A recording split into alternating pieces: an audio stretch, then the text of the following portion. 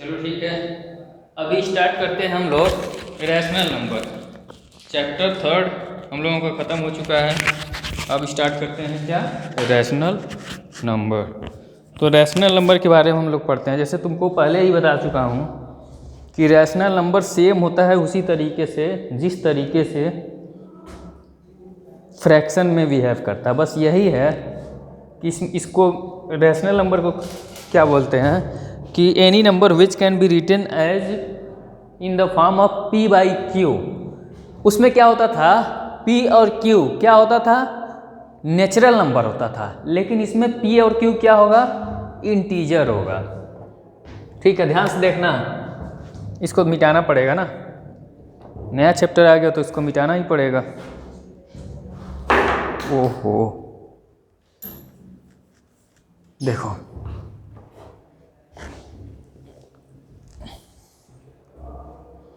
देखो आप, इसको हम मिटाते हैं। रैशनल नंबर, रैशनल नंबर, ठीक है, बोलो। अब इसका डेफिनेशन पहला चीज सुनो।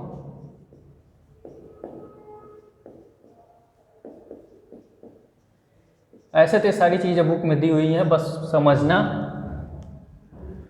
रैशनल नंबर लिखेंगे a number which can B, और रियल नंबर लिखो तो ज़्यादा सही होगा, लेकिन कोई बात नहीं, ये नंबर भी ठीक है। विच can B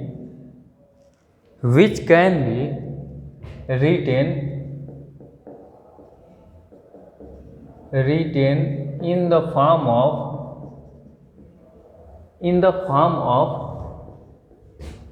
p by q, comma where p and q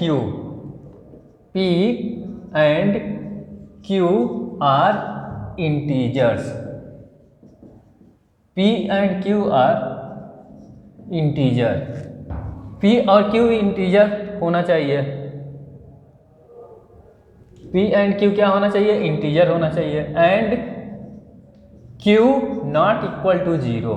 ध्यान से देखना बाबू, रैशनल नंबर को हम लोग रिप्रेजेंट करते हैं, कैसे लिखते हैं, ध्यान देना। रैशनल नंबर को q से, कैपिटल Q लेटर से रैशनल नंबर को दिखाते हैं, ठीक है ना।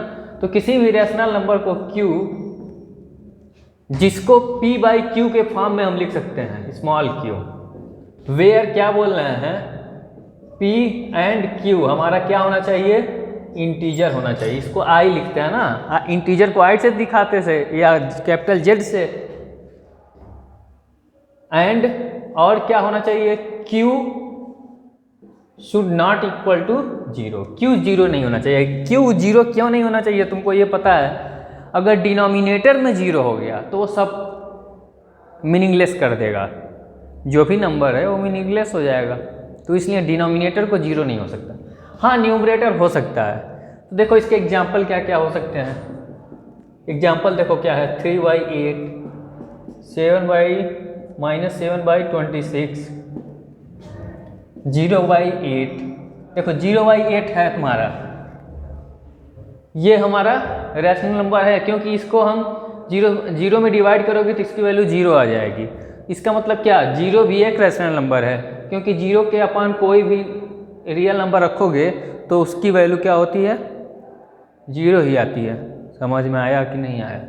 तो ये हो गया हमारा रैशनल नंबर। ओके, समझे कि नहीं इस बात को।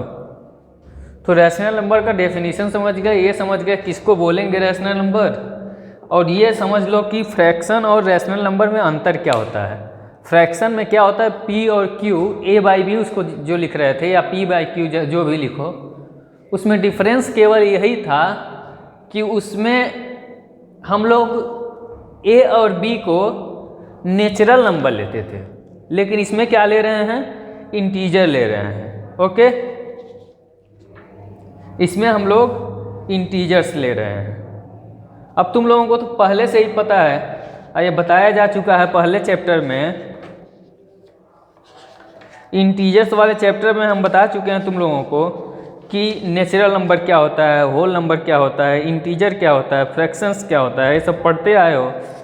रैशनल नंबर के बारे में अभी हम बता दिए तुमको, समझ गए। तो इसका मतलब मैं ये कह सकता हूँ तुम लोगों से कि जो भी फ्रैक्शन है, सभी फ्रैक्शन, क्या सभी फ्रैक्शन रैशनल नंबर हैं? ये बताओ तुम लोग। इज ऑल फ्रैक्शंस आर, ये क्वेश्चन है, are rational number? Are Q का मतलब रैशनल नंबर में पूछना चाह रहा हूँ। एस या नो में आंसर देना। क्या एस या नो में तुम्हें आंसर देना है, इसे रिप्लाई करना। बताओ क्या है? सभी फ्रैक्शन रैशनल नंबर है तो क्यों, नहीं है तो क्यों नहीं, ये बताओ। देखो रैशनल नंबर का फ्रैक्शन का डेफिनेशन क्या था? फ्रैक्शन जो था, मान लो फ्रैक्शन कोई लिख दिया, एफ से दिखा रहे हैं फ्रैक्शन को, उसको हम लिख सकते थे ए बाई बी, और ये क्या है?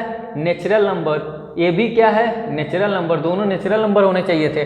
तो हमारा अभी, और नेचुरल नंबर क्या होता है? नेचुरल नंबर इंटीजर होता है, ये भी नेचुरल नंबर इंटीजर होगा। तो यहाँ पे क्या मिल गया? फ्रैक्शन क्या हो गया? Integer upon integer. तो यही तो बात था, इंटीजर अपॉन इंटीजर। समझ में आया? तो देखो सभी जो है फ्रैक्शन वो रैशनल नंबर हो सकते हैं, क्योंकि नेचुरल नंबर यहाँ पे दिया है इंटीजर। इंटीजर में नेगेटिव इंटीजर भी हो सकता है, पॉजिटिव इंटीजर भी हो सकता है। पॉजिटिव इंटीजर है, फ्रैक्शन में केवल पॉजिटिव इंटीजर होता है, यानी कि नेचुरल नंबर ही होता है। पॉजिटिव इंटीजर का मतलब नेचुरल नंबर ही हुआ ना, नेचुरल नंबर होता है, ठीक है। तो ये वाला बात सही है, एकदम सही है। बशर्ते क्या नहीं होना चाहिए? फ्रैक्शन जीरो नहीं होना चाहिए। ये तुम्हारा फ्रैक्शन में जीरो आता ही नहीं है, क्योंकि क्या होना चाहिए? ए और बी नेचुरल नंबर होना चाहिए, नेचुरल नंबर। तो जीरो का कोई मतलब नहीं है, ये नहीं होता है, ठीक है ना। तो ये बात बिल्कुल सही, लेकिन इसका उल्टा नहीं सही है। सभी रैशनल नंबर फ्रैक्शन नहीं होते हैं। क्यों? जैसे मान लो -3/5, ये फ्रैक्शन नहीं है। ये क्या नहीं है? Not a fraction. क्यों नहीं फ्रैक्शन है? क्योंकि फ्रैक्शन के लिए ए बाई बी दोनों का नेचुरल नंबर होना जरूरी था, लेकिन यहाँ पे क्या है? ये नेचुरल नंबर नहीं है, नेगेटिव इंटीजर है। ये तो नेचुरल नंबर है। समझ में आया? तो ये हम बता दिए इसके बारे में। अब देखो इसके आगे हमें क्या पढ़ना है। एग्जाम्पल तुमको दिखा दिए, जीरो को ये दिखा दिया कि जीरो हमारा रैशनल नंबर होता है, लेकिन ये बता दिए किसी के डिनोमिनेटर में जीरो नहीं हो सकता है। क्यों जीरो नहीं हो सकता है? ऐसे मान लो 8/0, ये क्या है? रैशनल नंबर है? नहीं, ये रैशनल नंबर नहीं है। Q not equal to zero, Q zero नहीं होना चाहिए था। अगर रैशनल नंबर होना होता तो क्यू को जीरो नहीं होना चाहिए था। क्यू जीरो है, इसलिए देखो यहाँ पे क्यू जीरो हो गया ना, क्यू जीरो है इसलिए रैशनल नंबर नहीं है।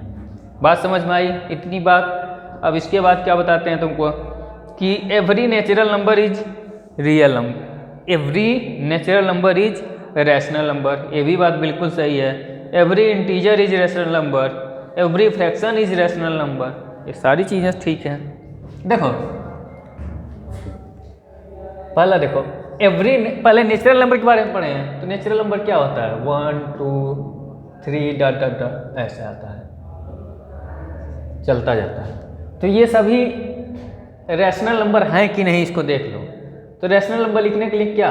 1/1 कर सकते हो, 2/1 कर सकते हो, 3/1 कर सकते हो। 1 से डिवाइड करने पर कोई फर्क नहीं है। तो सभी नेचुरल नंबर हो गए।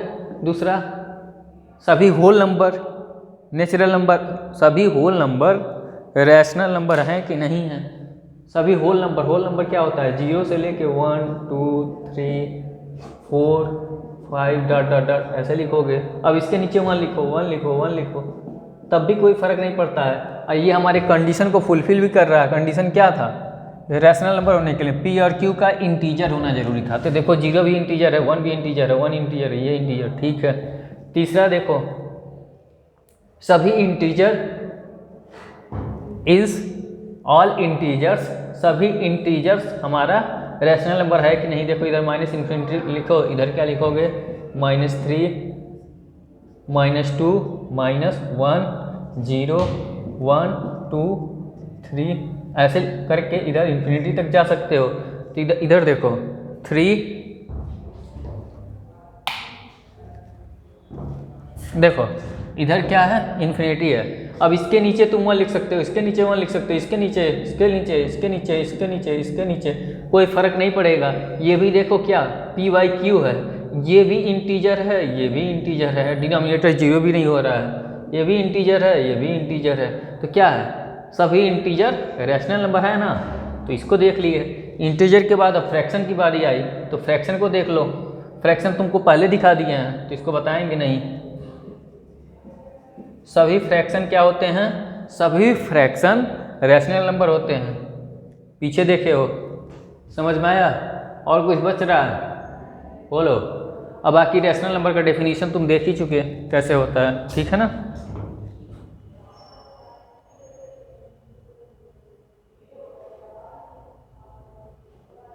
चलो अब देखो एक चीज़ होता है, अब इसमें देखना है क्या क्या देखना है, वो चीज़ मैं तुमको बता रहा हूँ।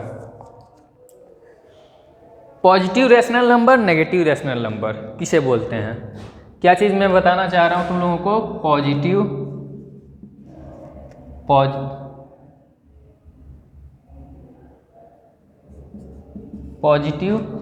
Rational number, positive rational number, और दूसरा नेगेटिव रैशनल नंबर। तो ध्यान देना तुम लोग, पॉजिटिव रैशनल नंबर और नेगेटिव रैशनल नंबर क्या होता है, ध्यान से देखो। पॉजिटिव रैशनल नंबर क्या होगा, पॉजिटिव रैशनल नंबर उसे बोलेंगे जहाँ पे न्यूमरेटर और डिनोमिनेटर का जो इंटीजर है उसकी वैल्यू सेम होनी चाहिए, या तो पॉजिटिव हो या नेगेटिव हो, बोथ। इसमें both numerator and denominator should be same sign. मतलब सेम साइन के होने चाहिए, मतलब या तो प्लस रखो या तो माइनस रखो, लेकिन रखो तो एक ही साइन का। ऐसा नहीं होना चाहिए कि, ऐसा बिल्कुल भी नहीं होना चाहिए कि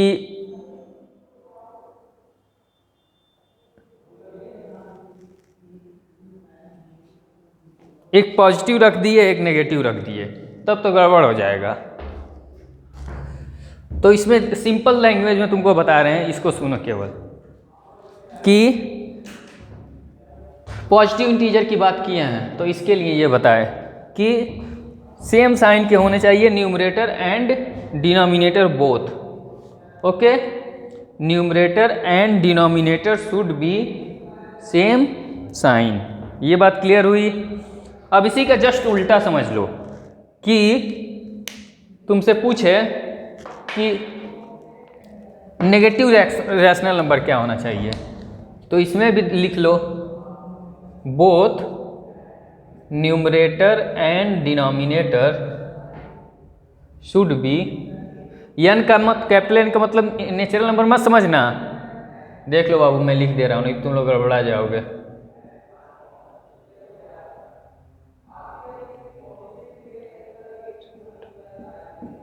न्यूमरेटर डिनोमिनेटर, स्पेलिंग में गलत होगा तुम लोग देख लेना। न्यूमरेटर नहीं होता, न्यूमिनेटर होता है, डिनोमिनेटर होता है, डिनोमिनेटर।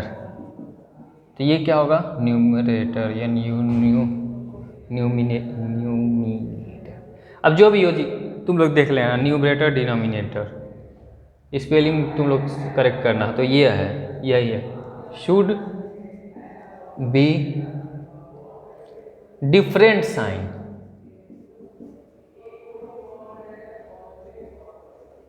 Different sign. देखो इसमें क्या है, साइन डिफरेंस। इसका मतलब क्या हुआ, आप ध्यान देना। जैसे देखो पहला पॉजिटिव रेशनल नंबर को पॉजिटिव उससे साइन दिखा दो, क्या होना चाहिए, ये अगर प्लस का p है तो प्लस का q भी होना, मान लो q लिख दिए, कोई बात नहीं, इसको ऐसे लिखते हैं, प्लस का p लिखे तो प्लस का ही q होना चाहिए, माइनस का p लिखे तो माइनस का ही q होना चाहिए। मतलब जो भी इंटीजर ऊपर में लिख रहे हो वो सेम साइन का होना चाहिए, तो पॉजिटिव इंटीजर हो जाएगा। जैसे देखो -5/-8, ये दोनों कैंसिल, 5/8, या ऐसा लिखते 7/28। तो देखो ये भी पॉजिटिव साइन, ये भी पॉजिटिव साइन, तो क्या हो गया, पॉजिटिव रेशनल नंबर। समझ में आई मेरी बात। अब यहीं नेगेटिव का एग्जाम्पल देख लो। नेगेटिव कहने का मतलब क्या, अल्टर साइन का होना चाहिए, दोनों डिफरेंट हो। तो मान लो ये पॉजिटिव हो गया, दूसरा नेगेटिव हो गया, और दूसरा क्या हो गया, पहला नेगेटिव हो गया, दूसरा पॉजिटिव हो गया। समझ में आया। तो देखो अब इसके एग्जाम्पल को हम लिखते हैं आगे।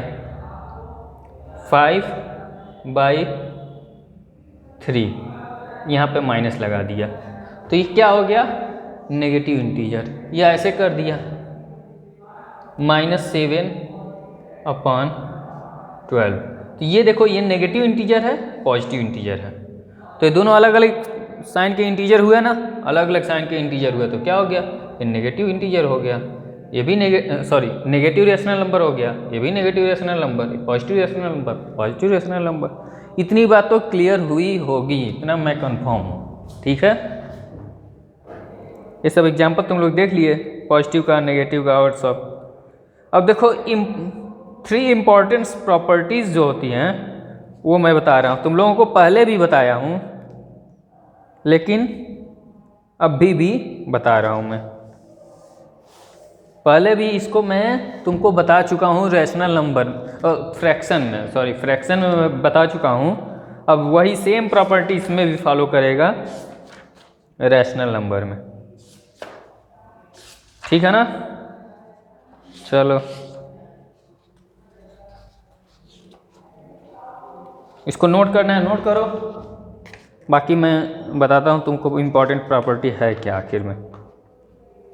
देखो ऐसे पहले सुन लो, उसके बाद लिखना।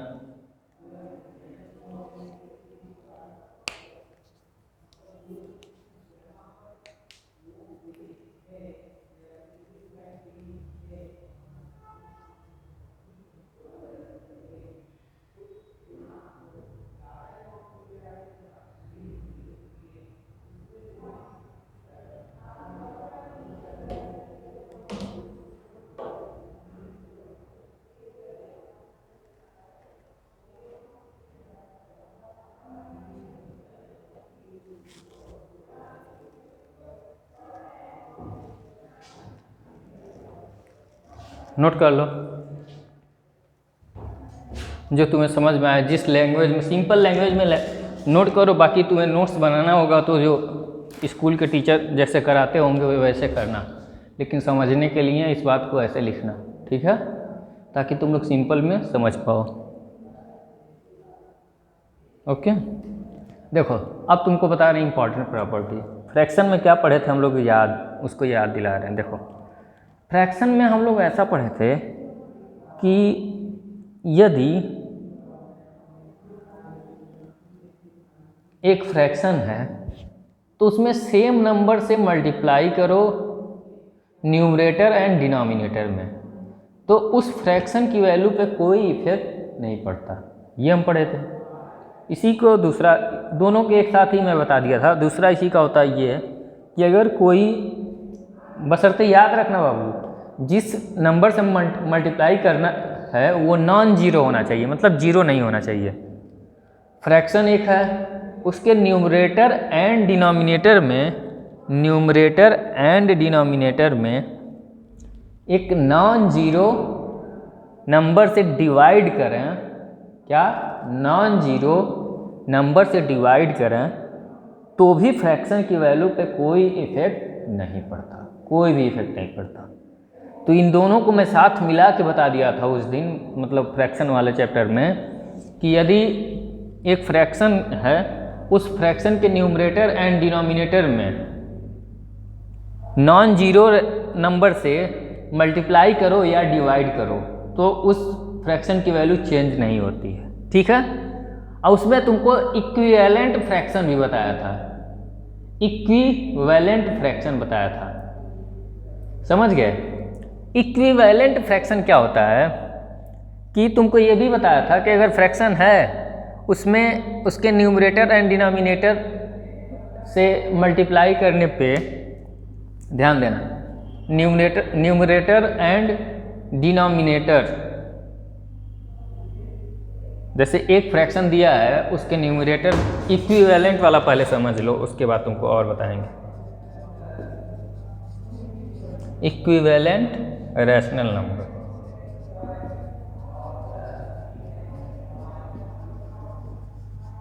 ये थर्ड प्रॉपर्टी है, या प्रॉपर्टी समझो या जो भी समझो। तो तुमको बताया था ना कि एक फ्रैक्शन होता था, मान लो 2/3 है, तो इसमें सेम नंबर से मल्टीप्लाई करने पे हम लोगों को ऊपर नीचे मल्टीप्लाई करो। ये बेसिकली जो पहली प्रॉपर्टी तुमको बताया है कि सेम नंबर से मल्टीप्लाई करो, वही है, उसी का उल्टा करके बता रहा है। तो इसमें अगर 2 से मल्टीप्लाई करेंगे तो ये 4/6 हो जाएगा। तो ये बोलना चाह रहा है कि इसमें इसके न्यूमरेटर और डिनोमिनेटर में सेम नंबर अगर जो कॉमन निकालने के बाद कट जा रहा है और इसी के बराबर आ रहा है तो इन दोनों को बोलेंगे इक्विवेलेंट फ्रैक्शन। या इसको लिखो 6/3 × 9, ये लिखो। तो मतलब कहने का मतलब ये कहना चाहता है कि इसमें से 3 कॉमन करो 2 और इसमें से 3 कॉमन करो 3, तो ये दोनों कैंसिल होने के बाद यदि 2/3 ही आ रहे हैं तो इसका मतलब क्या हो गया, 2/3 एंड ये 6/9, ये हमारा क्या हो जाएगा, इक्विवेलेंट फ्रैक्शन, ये बोलना चाह रहा है, समझे।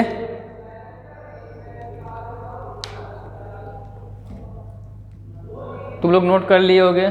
अब मैं कुछ चीज़ों को और कराता हूँ। क्वेश्चन से जितना प्रैक्टिस करोगे उतना ही ज़्यादा अच्छा होगा। क्वेश्चन नहीं करोगे तो सब खत्म हो जाएगा।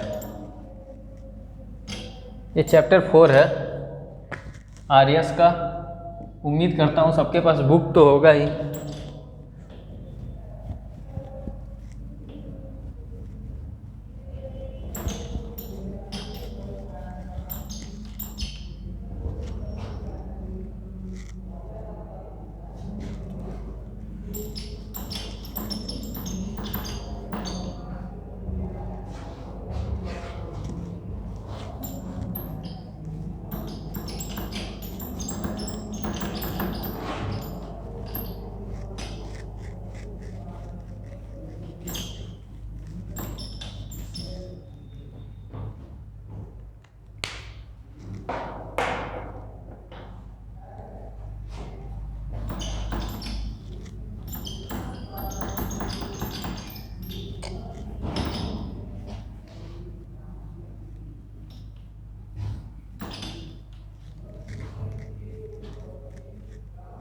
ठीक है, equivalent fraction.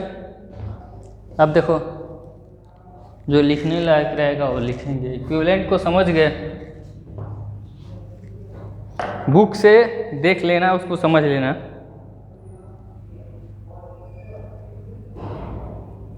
Equivalent rational numbers are equal, वही जो तुमको बताया। देखो ये दोनों इक्वल है ना, इसी को इक्विवेलेंट बोलेंगे। 3/8, 6/16,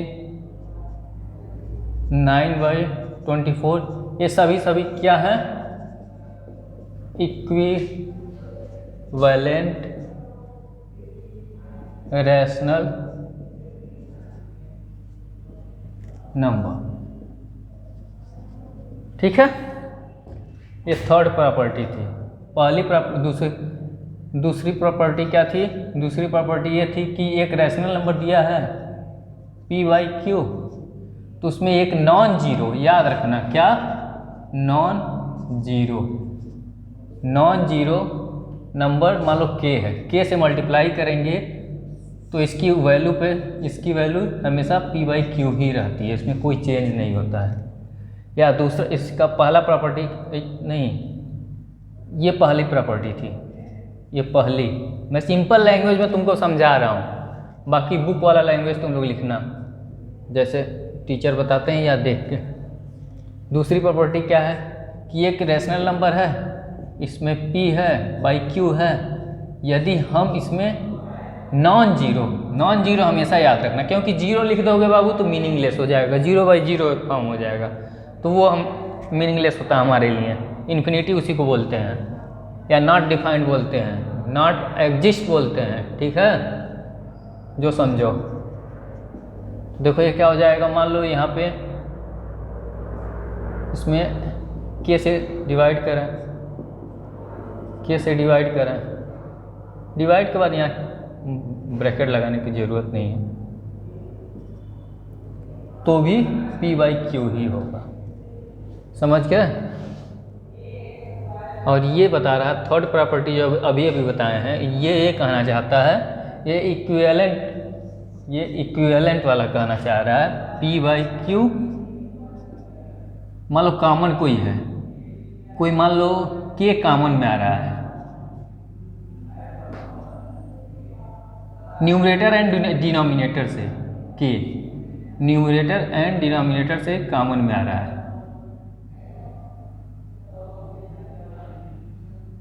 न्यूमरेटर एंड डिनोमिनेटर से कॉमन में आ रहा है, तो इसकी वैल्यू भी इसी के बराबर आती है। और इन दोनों को क्या बोलते हैं? इक्विवेलेंट फ्रैक्शन, जो मैं पहले लिख दिया हूँ। समझ गए? ये तीनों प्रॉपर्टी खत्म। अब एग्जाम्पल पे आओ।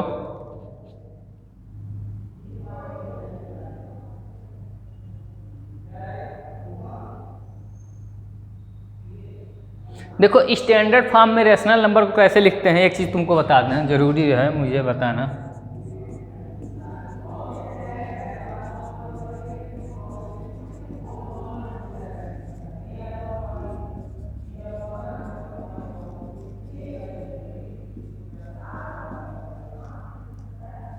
देखो स्टैंडर्ड फॉर्म में रैशनल नंबर क्या होता है, बस सिंपल ये सुनो कि डिनोमिनेटर में क्या बता रहे हैं तुमको ध्यान रखना, डिनोमिनेटर में नेगेटिव नहीं होना चाहिए, डिनोमिनेटर नेगेटिव नहीं होना चाहिए। जैसे मान लो कोई स्टैंडर्ड फॉर्म में जैसे दे दिया हमारे सामने कि 7/-8 दे दिया,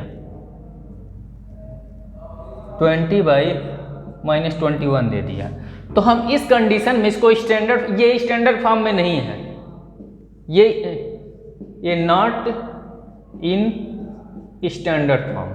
अब इसको हम क्या करेंगे, तुमको अभी बताए हैं कि एक नॉन जीरो नंबर से मल्टीप्लाई करते हैं न्यूमरेटर एंड डिनोमिनेटर में, तो क्या होता है, उस रैशनल नंबर की वैल्यू पे कोई फ़र्क नहीं पड़ता और रैशनल नंबर सेम रहता है। तो हम क्या करते हैं, -1 से ऊपर और -1 से नीचे मल्टीप्लाई कर देते हैं,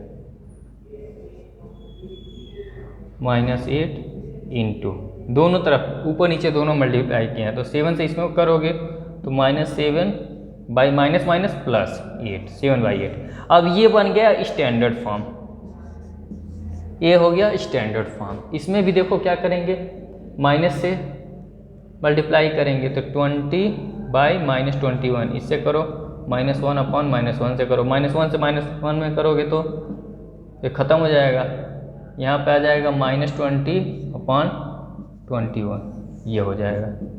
समझ में आया?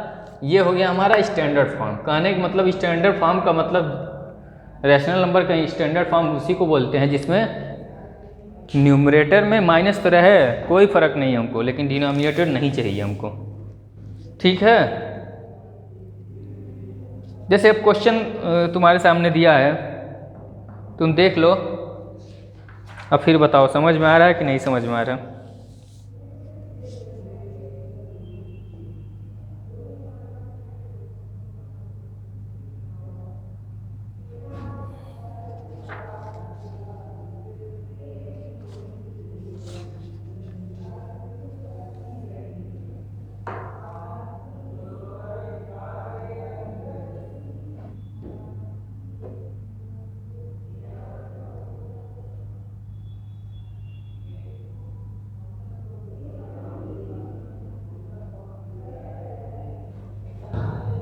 चलो देखो, इसका मैं एक डेफिनीशन लिखवा रहा हूँ जो मतलब बुक में दिया है, वो ज़्यादा बेटर दिया है।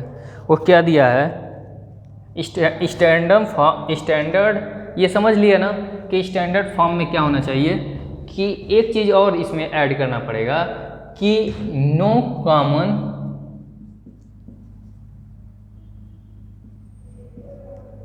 Common divisor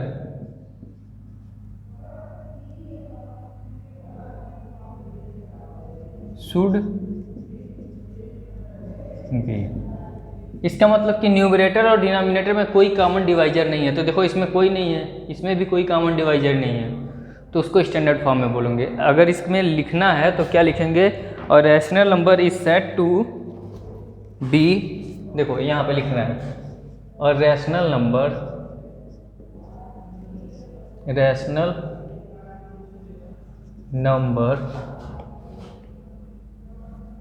P by Q is said to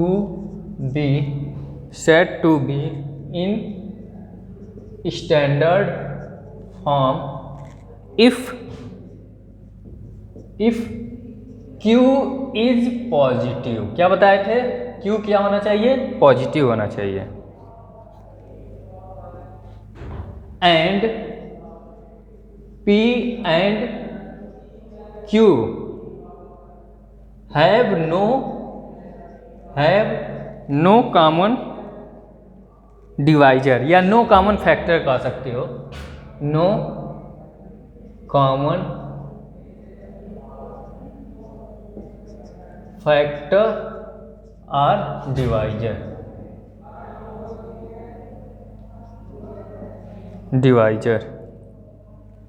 other than 1, क्योंकि 1 तो सबका होता है तो इसका कोई मतलब नहीं, ठीक है ना। कहने का मतलब इन दोनों का एलसी मतलब HCF 1 होना चाहिए, बस सिंपल। न्यूमरेटर और डिनोमिनेटर का जो है HCF जो है वो क्या होना चाहिए, HCF जो होता है वो होना चाहिए 1 हो सकता है, 1 के अलावा कुछ भी नहीं होता, तो इसे बोलेंगे। ये कंप्लीट मतलब डेफिनेशन है, जैसे लिखना चाहिए था, ठीक है ना। अब देखो क्या है,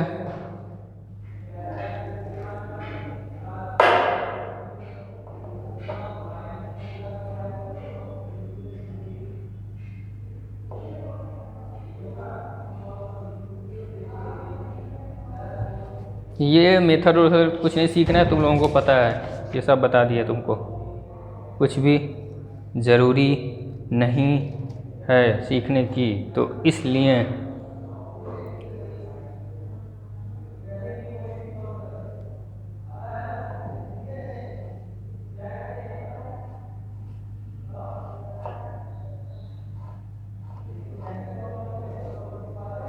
देखो एक मैं रूल बता रहा हूँ, मतलब तुमको बता रहा हूँ, देखो उसको याद रखना। If A by B and C by D are equivalent rational number को क्यू, देन ऐसे लिख सकते हो। इक्विवेलेंट मतलब बराबर ही होता है, A by B equal to C by D लिख सकते हो। इसका मतलब क्या, इसका मल्टीप्लिकेशन इसमें cross multiply, A into D should be equal to B into C, ऐसे लिख दो, ये होता है। इसको याद रखना, इसी पे क्वेश्चन बनेगा कुछ। तो मैं क्वेश्चन कुछ करा रहा हूँ, देखो दिया है पहले तो तुम एग्जाम्पल में कुछ क्वेश्चन देख लो, एग्जाम्पल दूसरा, तीसरा, चौथा, पांचवा, देखो कहीं दिक्कत है तो बताओ, जल्दी से देखो 2 मिनट के अंदर अंदर जितना मैं क्वेश्चन कराया हूँ और इसके बेसिस पे।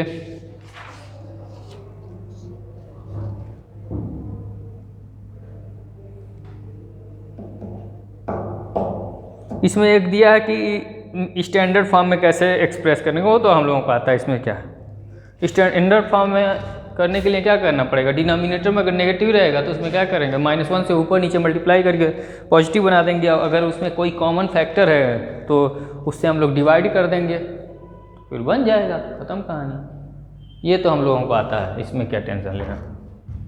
ठीक है, ऐसे मान लो एग्जाम्पल के लिए ऐसे देख लो, -27/36 दिया है, मान लो यहाँ दिया है -36 दिया है।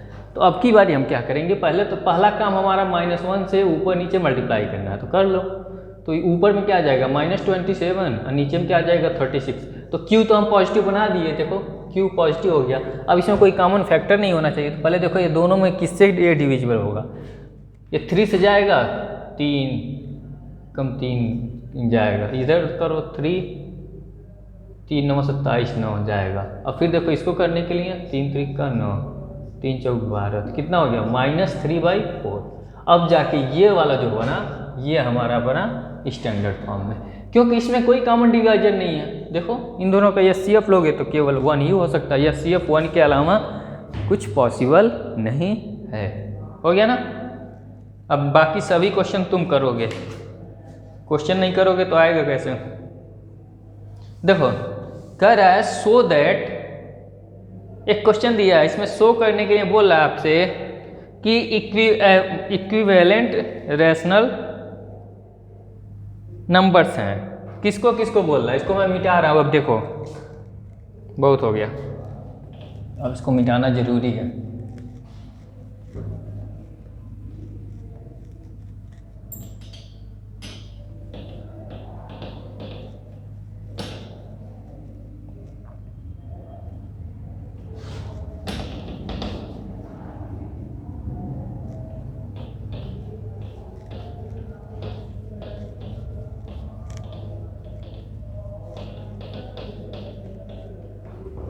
देखो दिया है क्वेश्चन, मैं लिख दे रहा हूँ, एग्जाम्पल का ही है। शो दैट -15/18 एंड 5/-6 आर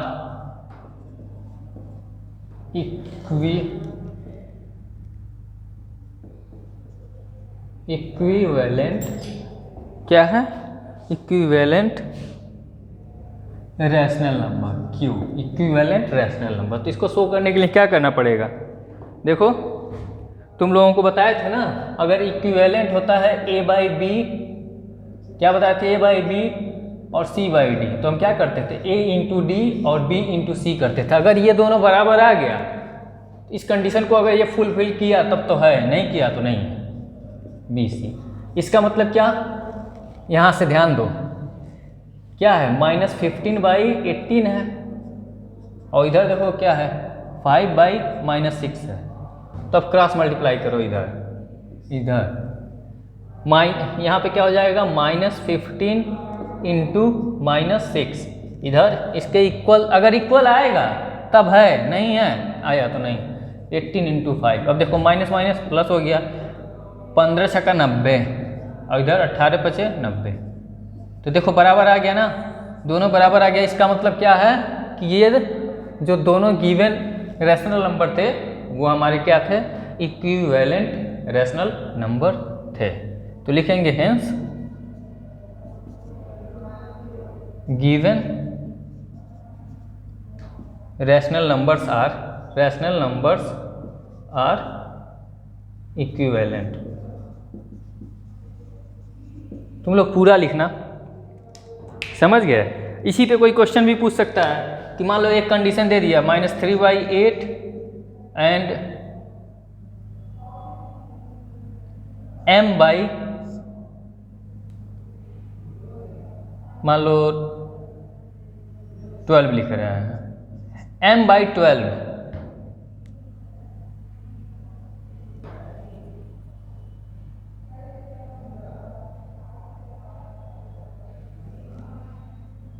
मान लो इसको ऐसे, ये m नहीं लिख रहे हैं, 12 नहीं लिख रहे हैं, 36 लिख रहे हैं, 36 लिख रहे हैं, क्या लिख रहे हैं 36, 48 लिख रहे हैं। ये दोनों इक्विवेलेंट हैं, क्या हैं, इक्विवेलेंट हैं। इसमें तुम find value of m, m की वैल्यू आप फाइंड करके बताओ, जल्दी से करो।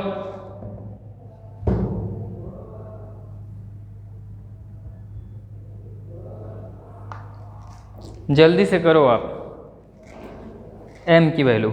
उसके बाद तुम्हारा काम रहेगा एक्सरसाइज नंबर 4.1। एक्सरसाइज पहले का ए पार्ट पूरा कंप्लीट करके रखना है तुम लोगों को।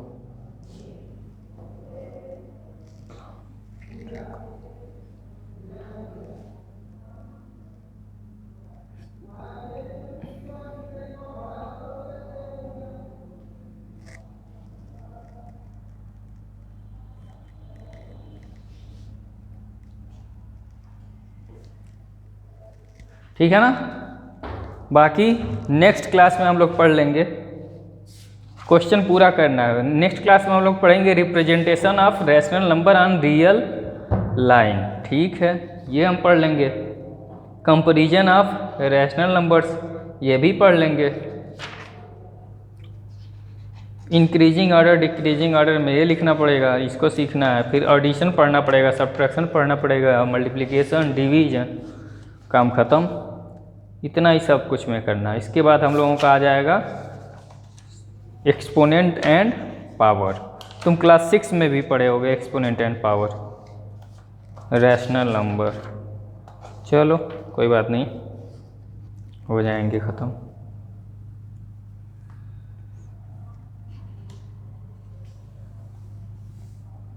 चलो ठीक है, आज की क्लास यहीं पे फिनिश करते हैं। आज तुम लोग नोट कर लिए होगे, अब इसको हम मिटाते हैं।